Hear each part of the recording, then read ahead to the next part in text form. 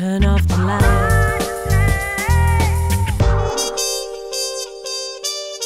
Le grand.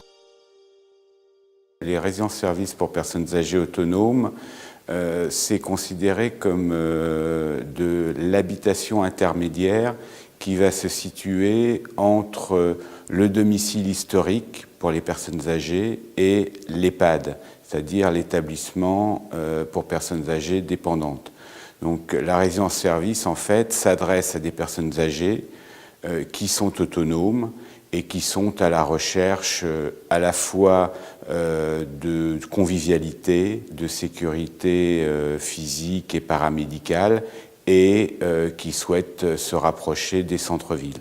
L'opération d'Etagnac est une opération un petit peu spécifique puisqu'en fait, nous, les résidences Jardin d'Arcadie que nous développons, c'est essentiellement dans les grandes villes et ce sont des résidences avec une centaine d'appartements et plutôt dans le domaine privé-privé, alors que là, nous sommes dans un petit bourg, à 50 km d'Angoulême, dans la Charente-Limousine. C'est uniquement 23 appartements et ça s'adresse exclusivement en fait aux personnes âgées issues du monde rural et nous avons estimé que c'était aussi l'occasion pour nous d'expérimenter en fait une solution domotique sur cette petite résidence. C'est pourquoi nous avons été voir le grand. Nous sommes ici à la résidence du Parc Sainte-Marie.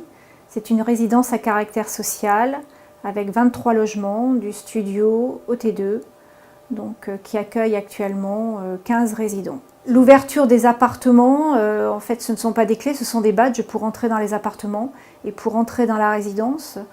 Donc ça, rapidement, les résidents ont pris en compte ces deux badges. Donc c'est vrai que c'est plus facile, à mon avis, plus souple qu'un système de clés. L'appel d'urgence dans une résidence service senior est essentiel. Cet appel d'urgence-là est quand même un confort parce qu'il permet immédiatement de communiquer avec la personne dans l'appartement avant d'arriver en fait dans l'appartement. Donc on peut savoir tout de suite ce qui se passe et échanger avec la personne pour savoir si elle est tombée, si elle est malade, ce qui se passe exactement. Des cellules ont été mises en place de part et d'autre du lit pour lorsque le résident se lève la nuit, cela lui évite en fait d'avoir à chercher une lumière, c'est pas toujours facile. Donc tout de suite en fait les lumières s'allument et lui indiquent en fait le chemin pour aller à la salle de bain et cela évite surtout les chutes nocturnes.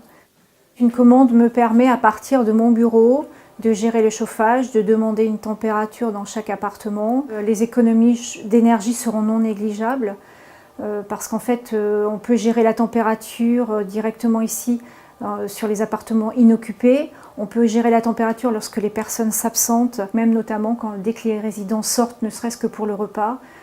La température en fait est baissée automatiquement lorsqu'ils éteignent leur lumière. Et ça permet en fait des économies, le temps du repas ou le temps de leur absence. Pour moi, c'est vrai que c'était des systèmes qui, sur cette génération-là, auraient pu être peut-être des fois problématiques, mais en fait très rapidement, les gens s'habituent à ce genre de système, à cette domotique, et je pense que tous en sont contents et pour eux c'est un confort, c'est certain. Turn off the light.